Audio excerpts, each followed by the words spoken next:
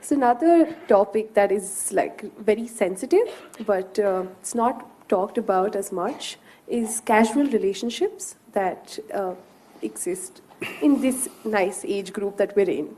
So yeah, I'm just going to say good things about us.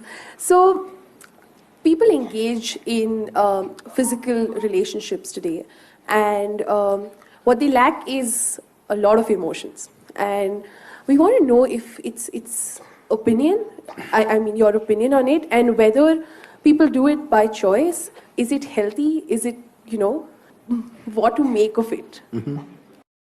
Can I tell you a joke? Yes, please.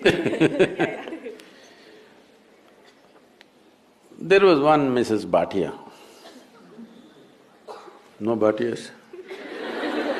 I could change the name. There was one Mrs. Bhatia who was having her 50th wedding anniversary. They had a wedding anniversary, and the next day she filed for divorce. The judge saw the divorce petition. He was also a good family friend. So he called her and he said, "Why you want to divorce your husband? He's such a sweet little thing. Why do you want to divorce him? On what grounds you want to divorce him?" She said, "He's not been faithful to me. He's been cheating me." How do you come to this conclusion? Just yesterday you had your 50th wedding anniversary, you were fine yesterday, how do you conclude this? I got little nostalgic and started flipping through the photo album. Then I saw none of my 5 children resemble him.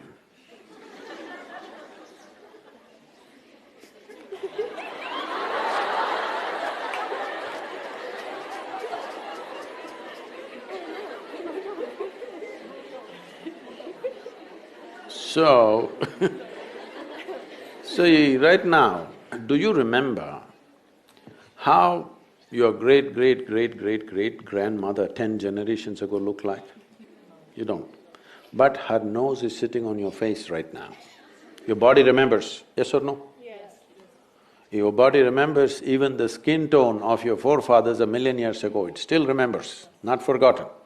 So what you're calling as my body is an enormous amount of memory, isn't it? What you carry in your brain as memory is minuscule. What you carry in your body, there is evolutionary memory, there is genetic memory, there is karmic memory, there are articulate and inarticulate levels of memory. There is so much memory.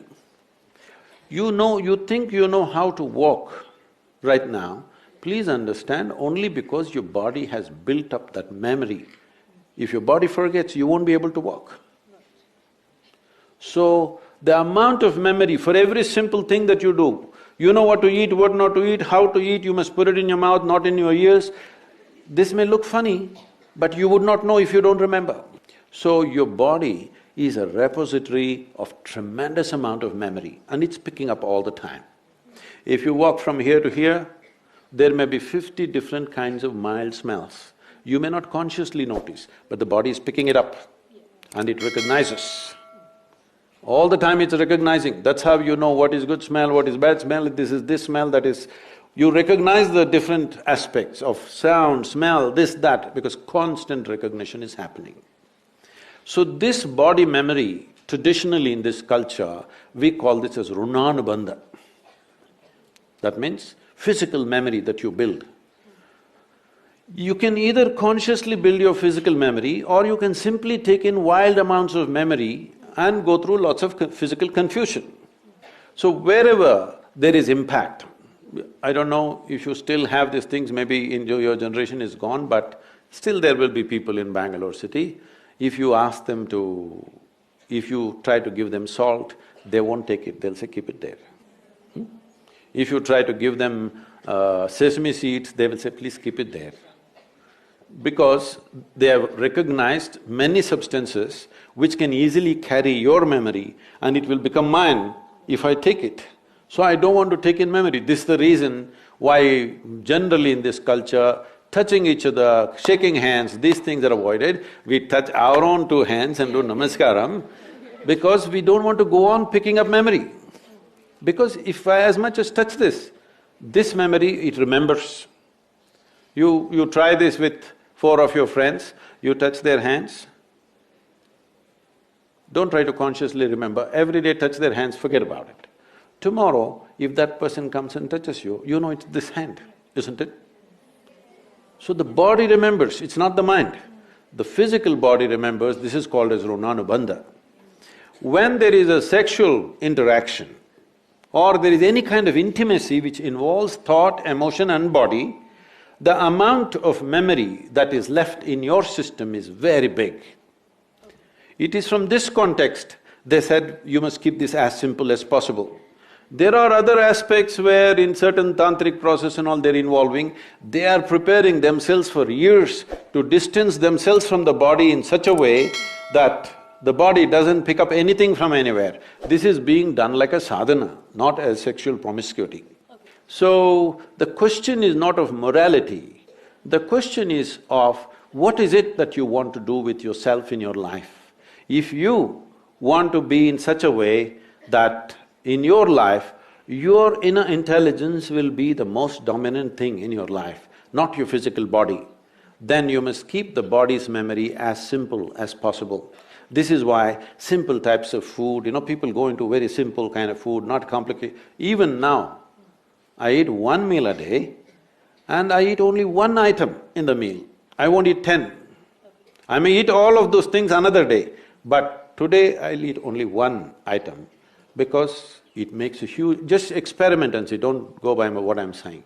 Just experiment and see, especially when your examination time comes, eat simple food and see what a difference it makes for your intelligence, how it functions, how alert you are, everything.